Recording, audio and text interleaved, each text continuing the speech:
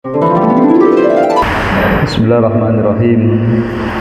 Assalamualaikum warahmatullahi wabarakatuh.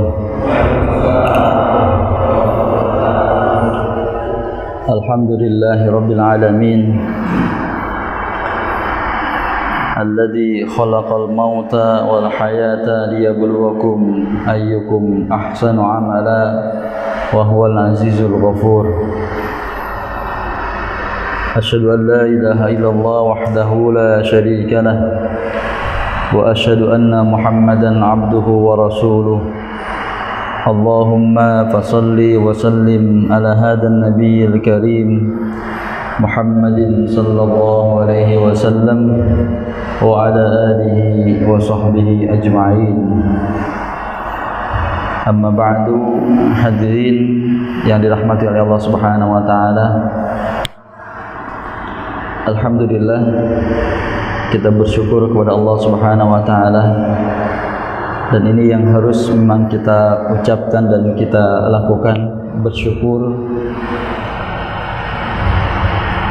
Karena kalau bukan karena nikmat dan hidayah dari Allah serta taufik dari Allah, mungkin bisa jadi di antara kita yang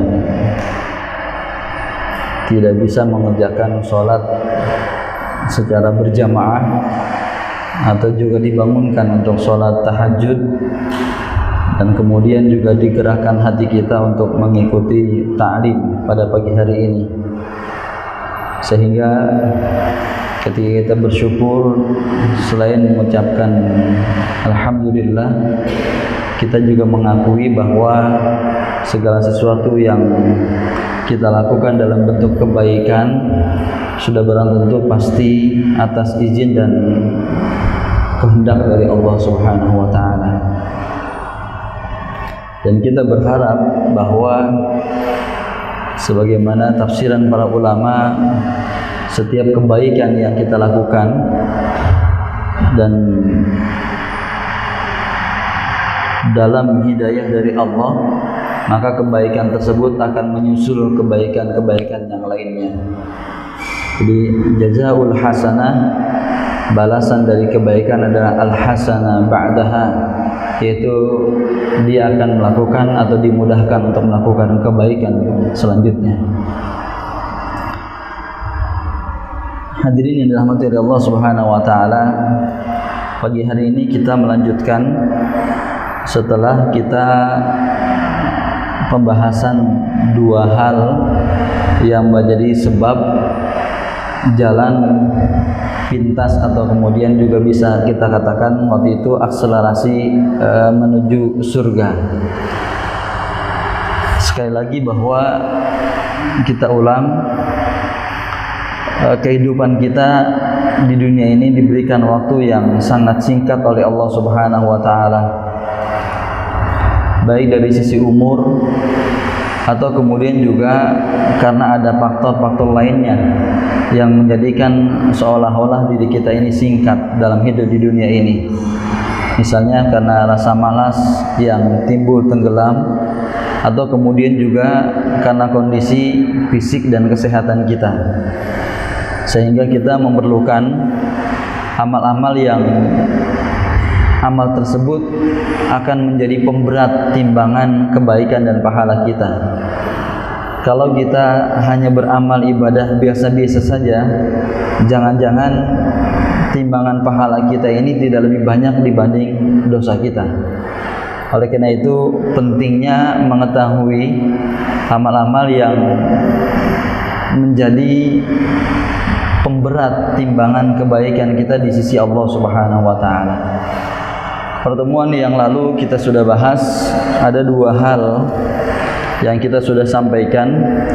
Yang pertama adalah menolong agama Allah Subhanahu wa taala, dan kemudian yang kedua adalah yaitu lapangnya hati kita, tidak ada rasa dengki dan tidak ada rasa iri kepada sesama saudara muslim.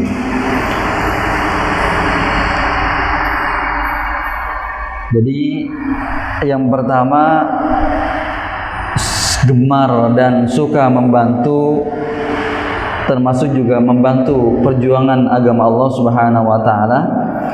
Nah, kemudian yang kedua adalah yaitu kemarin yang kita sudah bahas,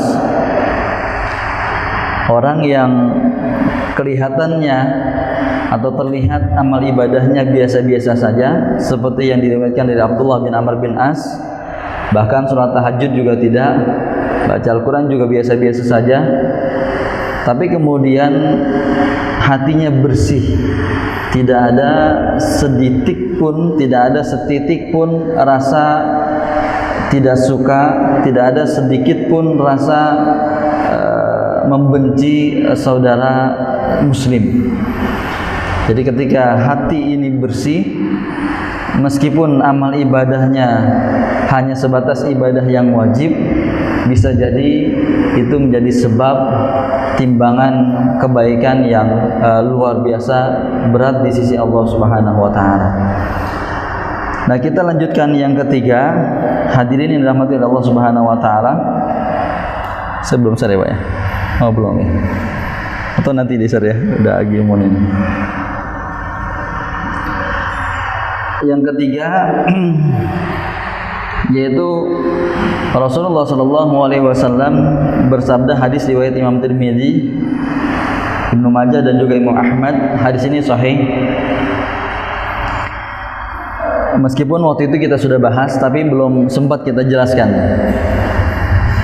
Idza 'ada ar-rajulu akhahul muslima masya fi khirafatil jannati.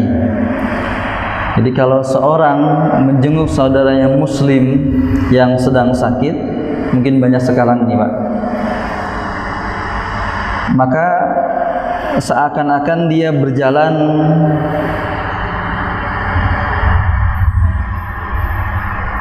di surga.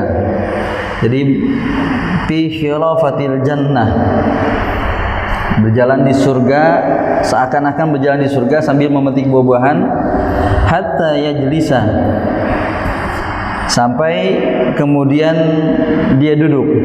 Fa idza jalasa ghamarathul rahmah, apabila duduk, maksudnya duduk apa, Pak? Duduk di rumah saudaranya yang sedang sakit. Jadi perjalanan dari rumahnya menjenguk orang yang sakit itu seolah-olah dia sedang berjalan di surga. Sampai dia duduk, dan kemudian ketika dia duduk, maka apa kata Rasulullah sallallahu alaihi wasallam? Fa idza jalasa ghamarathul rahmah. Apabila dia duduk, maka diturunkan kepada orang yang menjenguk tersebut rahmah. Nanti kita ingin jelaskan bagaimana makna ini. Fa in kana ghudwatan shalla alaihi sab'una alfa malakin hatta yumsiya. Kalau dia menjenguk saudaranya pada waktu pagi, maka ada 70 sab'una alfa, ada 70.000. Bayangin, Pak, banyak sekali nih. Ada 70.000 malaikat yang malaikat tersebut mendoakan hatta yumsiya, agar orang tersebut mendapatkan rahmat hingga waktu sore. Wa in kana masaan shalla alaihi sab'una alfa malakin hatta yusbiha. Kalau seseorang menjenguk saudaranya di waktu sore, maka malaikat pun mendoakan agar orang tersebut mendapatkan rahmat sampai waktu pagi. Nah, ini, Pak. Jadi bisa orang tua, bisa saudara, bisa tetangga, siapapun muslim, ketika menjenguk atau ketika kita menjenguknya, maka seperti itu gambaran kebaikan yang diperolehnya, sebagaimana sabda Rasulullah sallallahu alaihi wasallam. Nah, hadirin yang dirahmati oleh Allah Subhanahu wa taala, Tadi yang pertama, dalam hadis ini ada beberapa kali disebut dengan sholla dan juga rahmah. Jadi ghasiyat atau ghoromah, sama seperti hadis apabila sebuah atau sekelompok masyarakat kumpul di masjid, maka ghasiyat alaihi rahmah, diliputi kepada mereka itu rahmat. Nah ini Pak, sering kita mendengar dalam hadis-hadis Rasulullah SAW kalimat rahmat. Nah ternyata Pak, kalau kita baca Al-Quran, itu kalimat rahmat diulang oleh Allah sebanyak 145 kali. Dan tidak mungkinlah kita bahas semuanya. Mungkin saya hanya membahas sekitar 7 lah. Ada 7 makna rahmat. Kalau pegang Al-Qurannya boleh. Tapi kayaknya nggak ada yang pegang Al-Quran ini. Saya nanti minta dibacain juga ayat Al-Qurannya.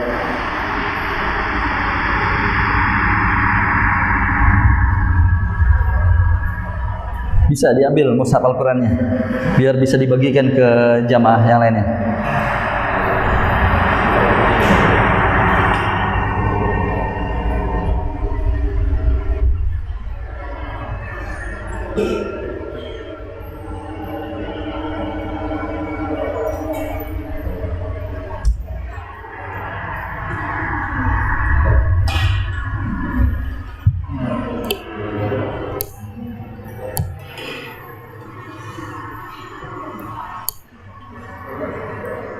Sambil menunggu dibagikan, saya sedikit mengulas ya Pak. Jadi rahmat itu terdiri dari 3 huruf Pak. Huruf ra, ha, mim. Rahmah. Kalau dalam buku Maqayis Lughahnya itu Ibnu Faris, atau juga dalam buku Al-Mu'jamnya Ar-Raghib Al-Asfahani, bahwa setiap kalimat yang terdiri dari huruf ra, Bapak silakan cari surah Hud ya Pak, surah 11 ya. Surah 11 ayat 28 sama ayat 63. Jadi setiap huruf yang terdiri dari ra, ha dan mim itu mempunyai makna kelembutan, mempunyai makna kasih sayang, mempunyai makna apa ya, halus dan cinta, seperti itu. Ada yang sudah ketemu? Surah Hud ayat yang ke-11, maaf, surah Hud surah 11 ayat 28 sama ayat yang ke-63. Silakan Pak, yang sudah ketemu minta tolong dibaca ayatnya. Atau kurang terang ini cahayanya? Enggak, cukup. Ayat yang ke-28 dan ayat 63.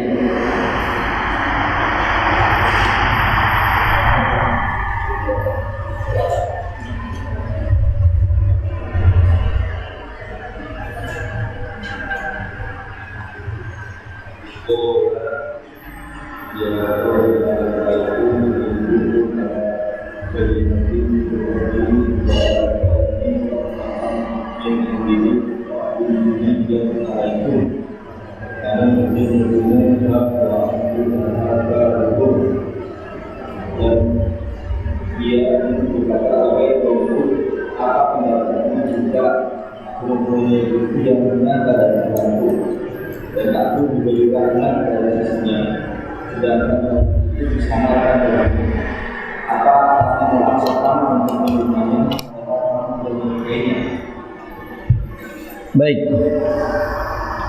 Arti rahmat yang pertama adalah iman, Pak. Jadi kalau dalam surah Hud ayat yang ke-28 ini dan nanti ayat yang ke-63 sama, Pak.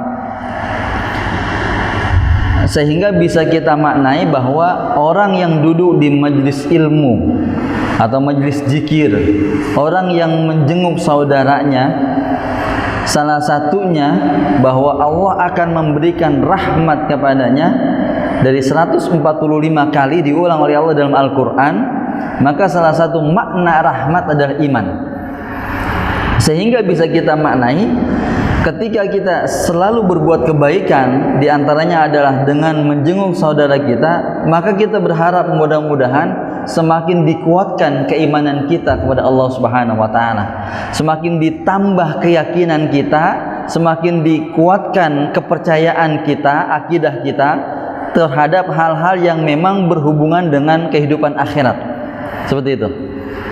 Nah, jadi kalau kita hubungkan hadis tadi dengan surah Hud yang ayat 28 dan juga 63 ini, maka bisa jadi makna rahmatnya adalah yaitu Allah berikan keimanan kita, dan ini paling mahal, Pak. Jadi hidayah atau rahmat dalam bentuk iman ini yang paling mahal.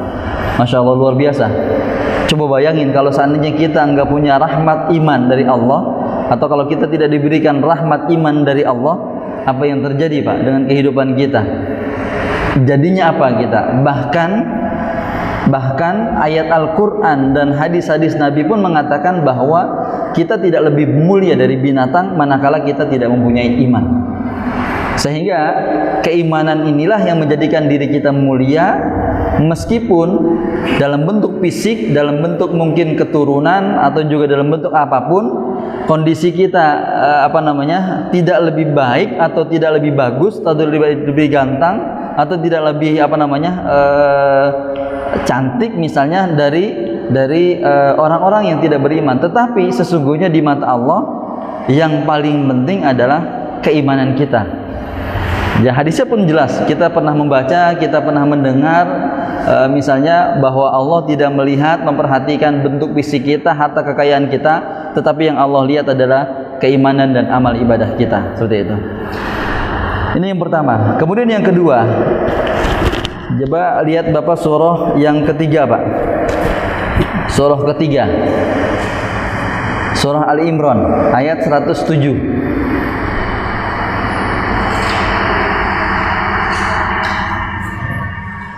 Ayat 107.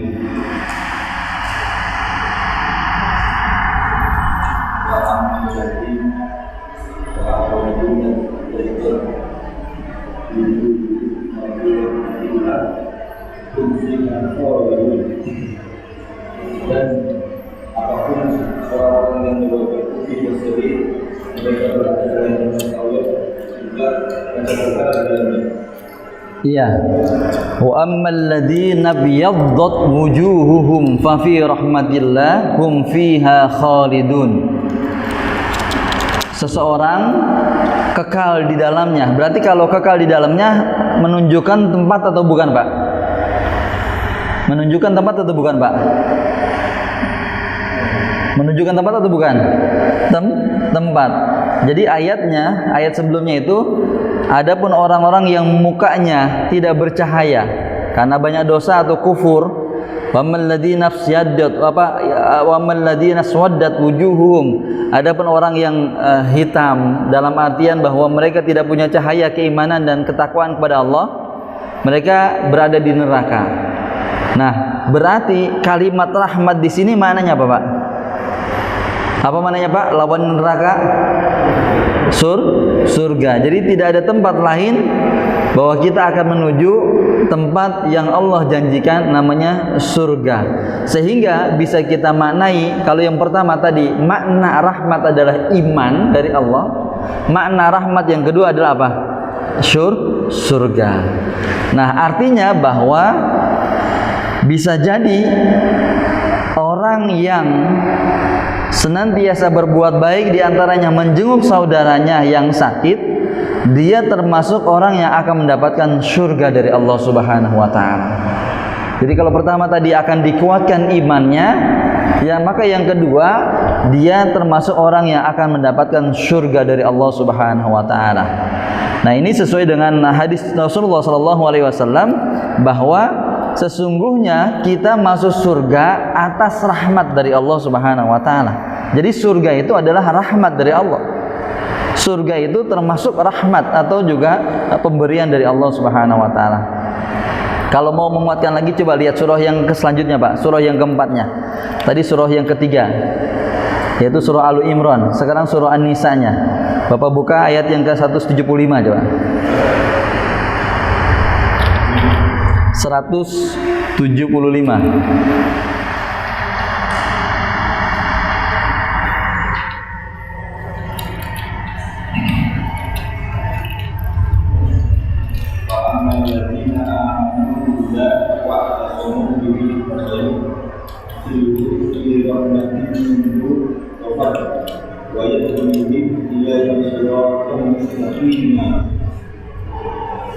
Adapun orang-orang yang beriman kepada Allah dan berpegang teguh kepada agamanya, maka Allah akan masukkan mereka ke dalam rahmat dan karunia-Nya juga, dan menunjukkan mereka dalam terus kepadanya. Iya, di terjemahannya Kemenang itu udah ada rahmatnya dalam kurung surga ya Pak ya. Iya, ada nggak bunyi kalimat apa rahmannya wafadihim terus dalam kurung surganya itu ada ya? Udah ada ya? Tadi Pak Haris baca kayaknya ada surganya ya. Nah ya, berarti jelas kan?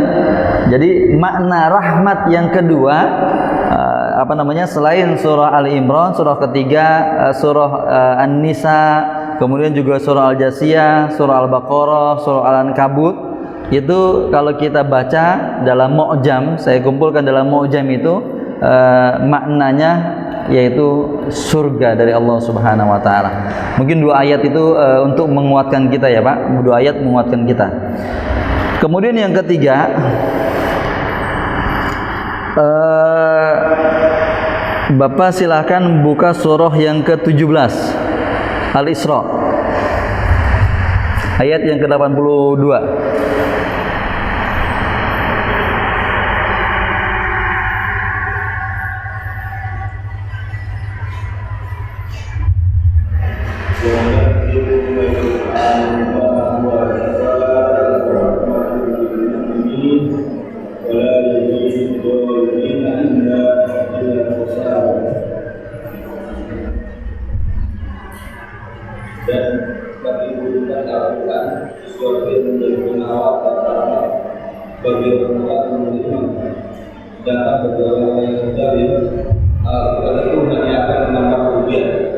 Iya.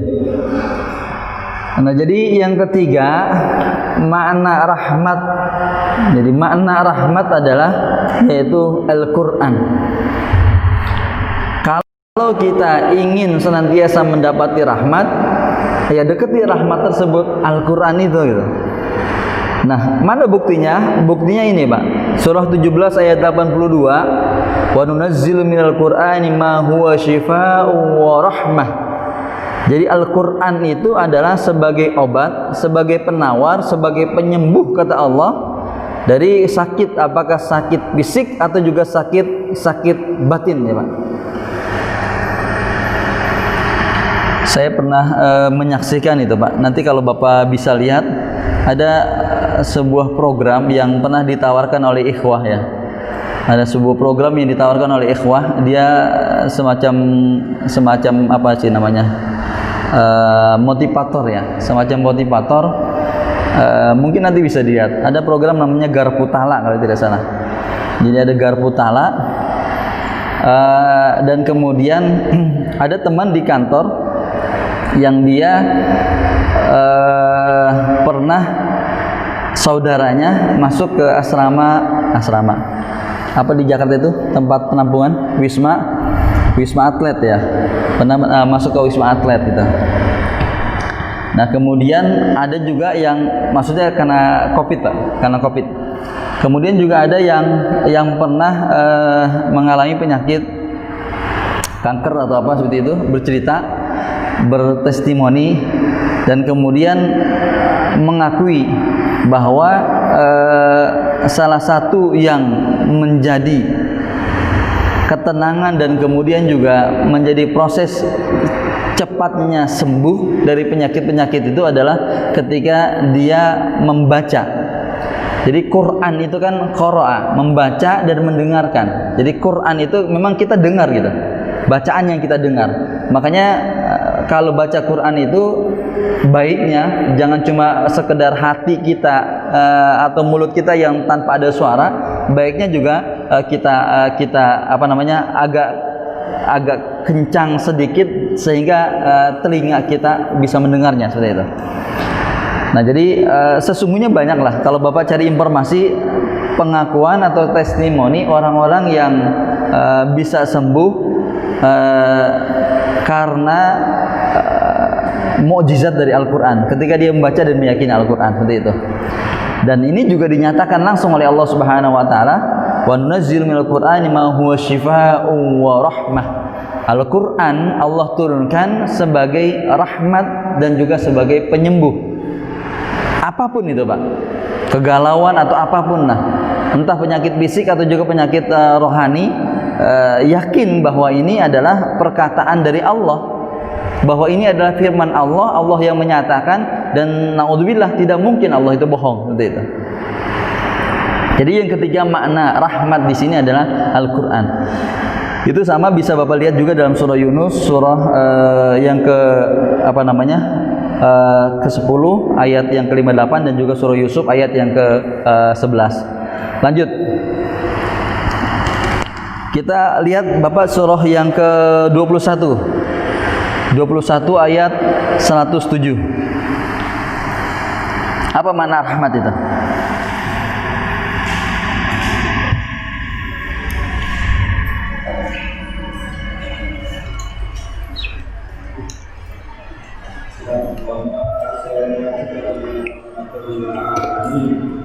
Jelas ya Pak?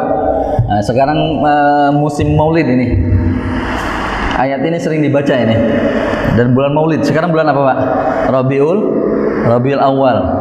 Jadi tanggal 1, 2, 3. Jadi kalau dihitung itu 1, 2, 3. Cantik gitu Pak ya.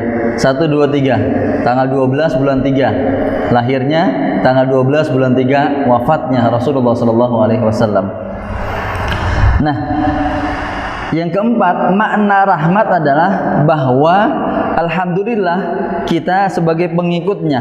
Jadi makna rahmat adalah Rasulullah SAW. Nabi Muhammad adalah rahmat, Pak. Jadi Nabi Muhammad adalah rahmat dari Allah. Jadi kalau kita ingin mendapatkan rahmat dari Allah, maka ikutilah orang yang betul-betul dikatakan oleh Allah sebagai rahmat. Apa tadi ayatnya? Wa ma arsalnaka illa rahmatan lil alamin. Jadi wa ma arsalnaka, secara tidak langsung Allah katakan bahwa Rasulullah SAW adalah memang sebagai rahmat. Nah gitu. Jadi yang keempat makna rahmat adalah yaitu Nabi Muhammad SAW. Kemudian yang kelima Pak, Bapak buka surah Maryam surah yang ke-19. Surah 19 ayat yang kedua. Maryam ayat kedua.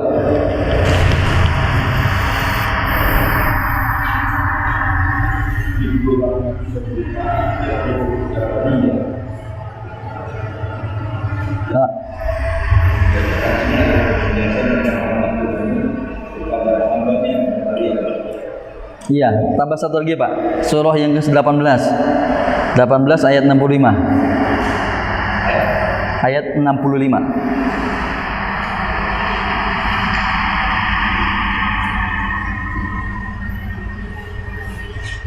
Surah Al-Kahfi.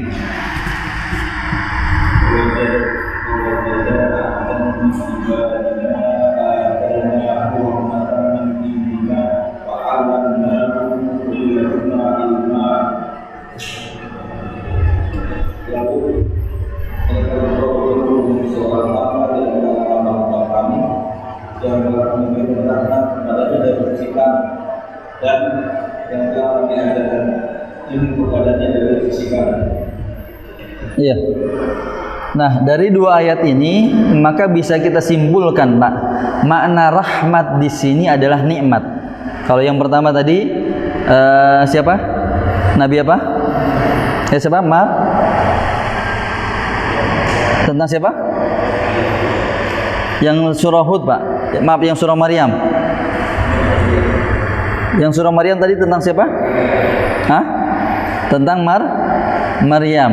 Nah, jadi di ayat yang ke-2 dan kemudian juga ayat yang ke-65 surah Al-Kahfi, maka bisa kita simpulkan makna rahmat di sini, dan ini menjadi pengertian kita yang kelima. Jadi yang pertama tadi, rahmat itu maknanya adalah iman. Yang kedua, rahmat itu maknanya apa, Pak? Surga. Yang ketiga, rahmat itu apa maknanya? Al-Quran. Yang keempat, rahmat itu maknanya adalah Nabi Muhammad SAW. Maka yang kelima, rahmat itu maknanya adalah nikmat. Jadi segala nikmat yang diberikan oleh Allah kepada hamba-hambanya, maka kalau kita hubungkan dengan hadis yang tadi kita baca, bahwa ghosiyat atau ghoramah, Allah akan melimpahkan rahmat, maka bisa maknanya adalah akan memberikan nikmat kepada hamba yang dia berbuat baik, diantaranya adalah menjenguk saudaranya yang sedang sakit. Gitu ya, Pak. Nah, baik. Kemudian yang ke-6 adalah surah Al-Isra, Pak. Sama tadi, ayat yang ke-17.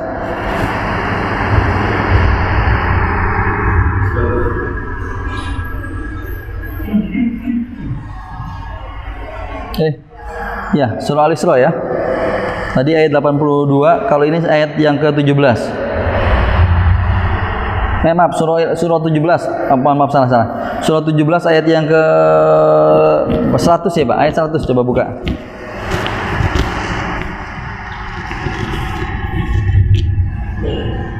Ayat yang ke 100, surah 17-nya.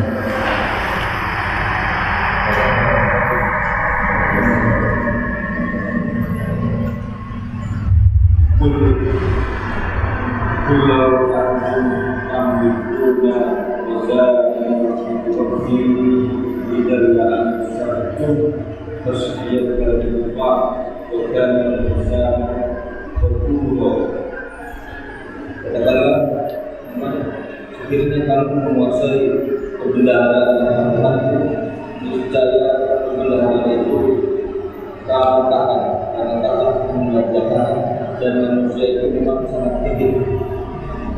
Baik, itu yang pertama ya, Pak. Saya minta satu ayat lagi. Surah yang ke-35. Coba surah 35, ayat yang keduanya.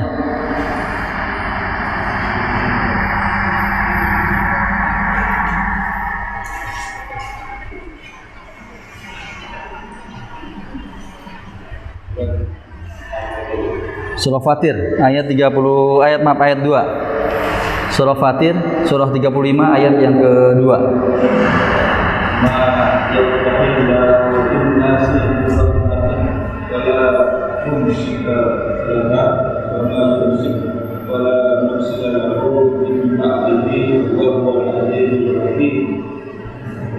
Apa saja di antara kepada manusia, maka tidak ada yang dapat menahannya, dan apa saja yang ditahannya, maka tidak ada yang sanggup melepaskannya itu.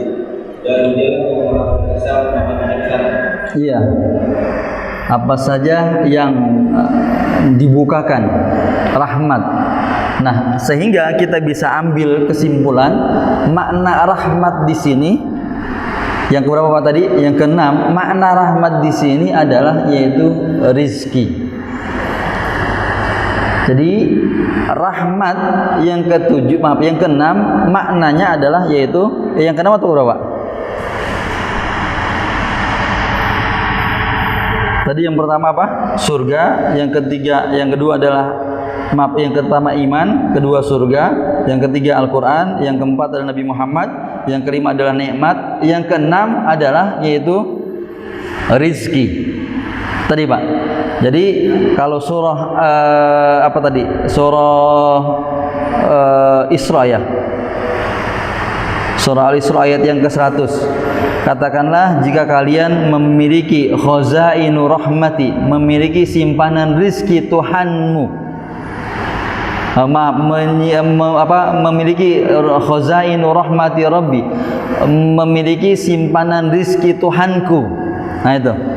Jadi khazainu rahmah di sini, maka kita memahami, mendapati bahwa makna kalimat rahmat di sini adalah yaitu rizki. Orang yang mendapatkan rahmat yaitu orang yang mendapatkan rizki dari Allah. Nah gitu Pak. Jadi kalimat rahmat, kalau yang tadi adalah nikmat, maka yang keenam adalah maknanya adalah rizki. Orang yang mendapatkan rahmat dari Allah. Jadi kalau kita mendengar kalimat rahmat, maka secara tidak langsung kita maknai, kita artikan, oh berarti rahmat itu salah satu artinya adalah rizki dari Allah Subhanahu wa taala. Seperti itu. Kemudian ini agak banyak nih Pak. Nanti saya kirim aja ya kali ya. Kita lompati sajalah. Ada maknanya pertolongan, kemudian juga bisa maknanya sehat Pak. Maknanya sehat, pertolongan, kemenangan, sehat. Satu ayat aja coba, surah Az-Zumar Pak, surah yang ke-39, surah 39 ayat 38.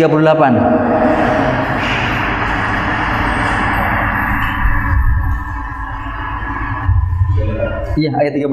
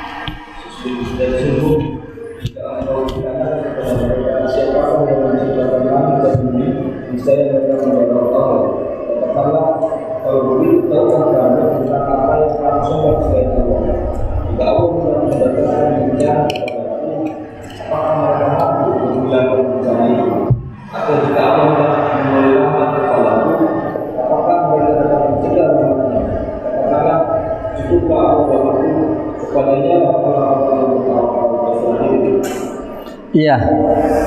Nah, yang ke berapa itu? Berarti makna rahmat di sini.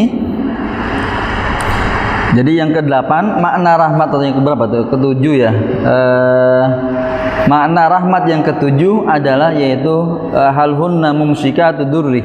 Jika Allah menghendaki bagiku rahmat atau kesehatan, maka apakah ada orang yang dapat menghalangi rahmat atau kesehatan darinya? Sehingga bisa kita maknai rahmat di sini adalah sehat, Pak. Jadi rahmat di sini adalah sehat. Nah, yang terakhir barangkali Pak, yang terakhir saya ingin satu ayat yang ke-64 Pak. 64 surah yang kedua, surah Al-Baqarah. Ini terakhir coba. Makna rahmat apa? Iya, surah kedua Al-Baqarah ayat 64. 64. Surah Al-Baqarah ayat 64.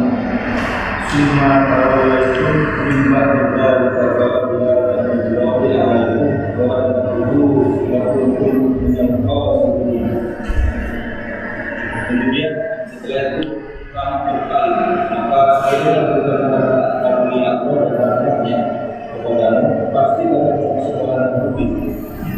Ya, nah kalau di sini ini yang terakhir Pak. Rahmat di sini dalam bentuk taufik atau hidayah. Walaula fadlullah alaikum wa rahmatuhu lakuntum minal khasirin. Kalau bukan karena taufik dan hidayah dari Allah, tidak mungkin juga kita bisa duduk di masjid ini untuk ikut pengajian. Nah itu Pak. Di antara rahmat Allah adalah yaitu hidayah, dimudahkan kita untuk melakukan ketaatan beribadah pada Allah. Nah, jadi makna yang terakhir, nggak tahu berapa Pak tadi, yang ke-9 atau berapa? Makna rahmat adalah hidayah. Sehingga kalau kita baca hadis Nabi SAW seperti hadis tadi, man barang siapa yang berjalan untuk menjenguk saudaranya yang sedang sakit, maka Allah akan liputi rahmat, kata Rasulullah. Ada 9 tadi makna rahmat, sesungguhnya banyak dari 145, salah satunya adalah Allah akan memberikan surga, memberikan keimanan, dan juga akan memberikan hidayah dan taufik, kemudahan untuk melakukan ketaatan dan beribadah kepada Allah Subhanahu wa taala. Nah, hadirin yang dirahmati Allah Subhanahu wa taala, itu barangkali Pak. Untuk adab orang sakit, untuk adab menjenguk orang sakit sesungguhnya banyak ya Pak. Saya cuma singgung sedikit saja barangkali.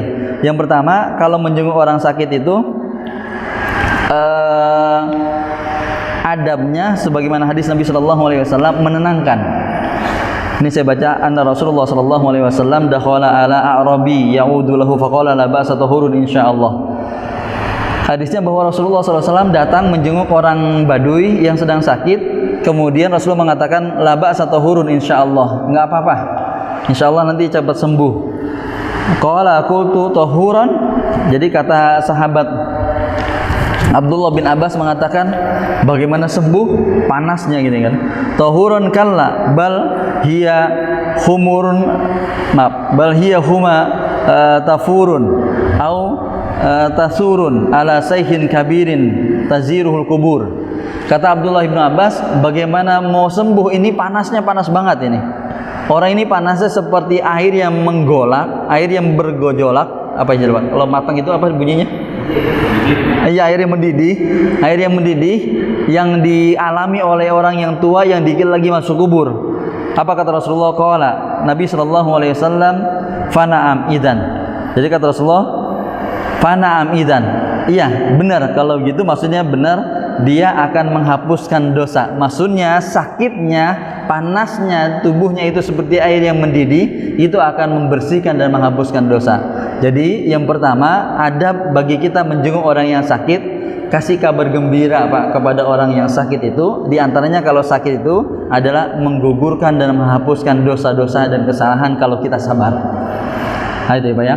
Jangan kalau orang sakit apa Pak? Sakit ini, ya Pak, biasanya nggak lama lagi itu kan.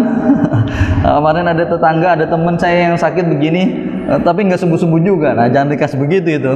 Ya, kalau bisa kasih kabar gembira, di antaranya tadi. Nah, kemudian yang kedua, adabnya adalah duduk di dekat kepala si sakit. Ini hadis Rasulullah Sallallahu Alaihi Wasallam bahwa Rasulullah Sallallahu Alaihi Wasallam idza adal marido jalasa inda ra'sihi summa qala sab'a mirarin.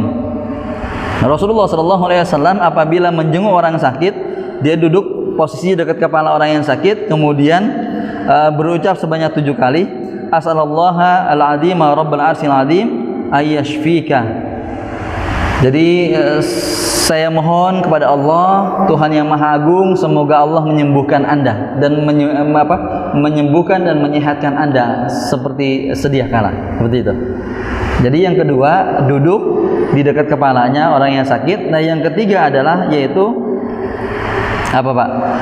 Meletakkan tangan, kalau sekarang mungkin agak susah ya Pak, pada wajah atau perut orang yang sakit. Tentunya sesama ya, sesama laki-laki atau kalau dia perempuan sama perempuan. Hadis Bukhari dari Aisyah radhiyallahu anha, anna abaha qala istakaitu bi Makkah faja'ani Rasulullah sallallahu alaihi wasallam ya'uduni fa wada'a yadahu ala jabhatai summa masaha sadri wa batani. Qala Allahumma masfi Sa'dan wa atmim lahu hijrah. Jadi dari Aisyah binti Sa'ad, dari ayahnya, bahwa ia berkata, aku pernah menderita rasa sakit yang amat berat ketika di Makkah. Maka Nabi Shallallahu Alaihi Wasallam menjenguk ayahnya Aisyah binti Sa'ad ini, kemudian mengusap wajah dan perutnya sambil berdoa, Allahumma shfi, ya Allah sembuhkanlah penyakit Sa'ad ini dan sempurnakan hijrahnya. Gitu Pak. Kalau bisa ya, artinya minimal sebagai rasa empati lah ya. Sebagai rasa empati ya, selain menjenguk, ada sesuatu yang mungkin kita bisa dekatkan secara fisik. Kalau kondisi penyakitnya yang memang tidak menular ya. Kalau kondisi penyakitnya yang memang menular, ya tetap kita mengikuti aturan kesehatan, seperti itu. Nah, yang keempat, yang pertama tadi Pak, kasih kabar gembira. Yang kedua, posisinya duduknya di kepala. Yang ketiga, kalau bisa sambil kita memegang badannya lah, perutnya atau apa. Yang keempat adalah mendoakan. Nah ini Pak ya, mendoakan. Hadisnya tadi sudah ada. Hadisnya bahwa Rasulullah SAW ketika menjenguk orang Baduy, orang kampung, dan juga menjenguk Sa'ad, juga mendoakan. Allahumma, ya kalau nggak pakai bahasa Arab, pakai bahasa Indonesia nggak apa-apa. Ya Allah, sembuhkanlah si fulan. Itu Pak. Jadi adabnya ketika kita menjenguk orang sakit, adabnya seperti itu. Tuntunan dari Rasulullah SAW. Pahalanya dapat, rahmatnya dapat, malaikat 70.000 mendoakan kita, dan kemudian juga kita mengikuti sunnah Rasulullah SAW. Yang keempat, udah syuruk ya Pak ya? Udah syuruk ya.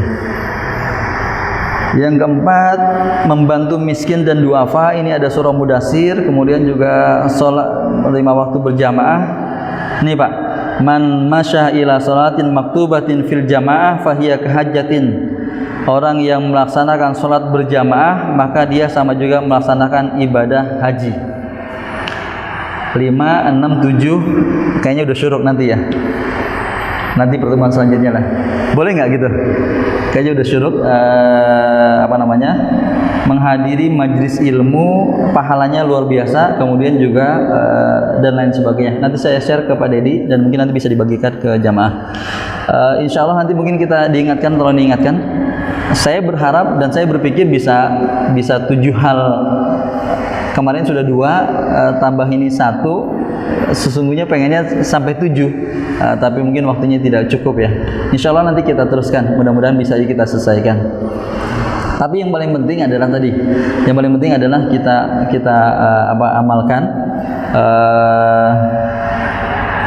Misalnya, man gola ilal masjid la yuridu illa ayata'allama khairan aw yu'allamahu kana lahu ajri hajan tamah.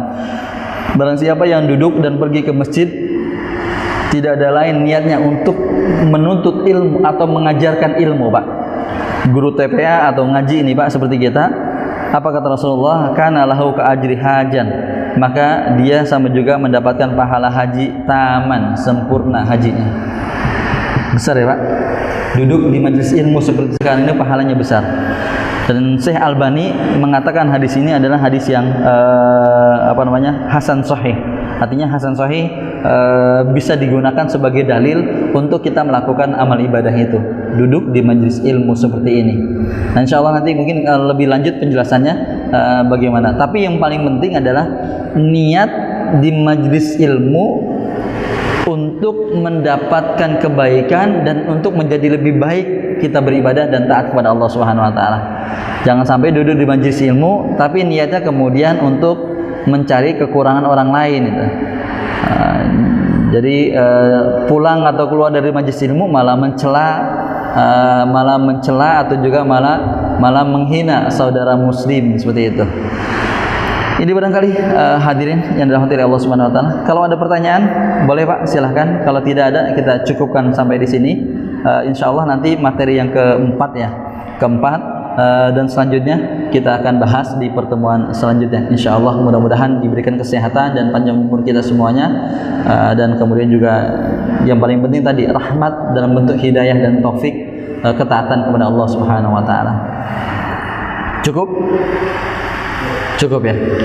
Baik, demikian barangkali, mohon maaf bila ada yang salah, dan kita akhiri bersama-sama dengan doa qiyamul majlis. Subhanakallahumma wa bihamdika asyhadu an la ilaha illa anta astaghfiruka wa atubu ilaik. Assalamualaikum warahmatullahi wabarakatuh.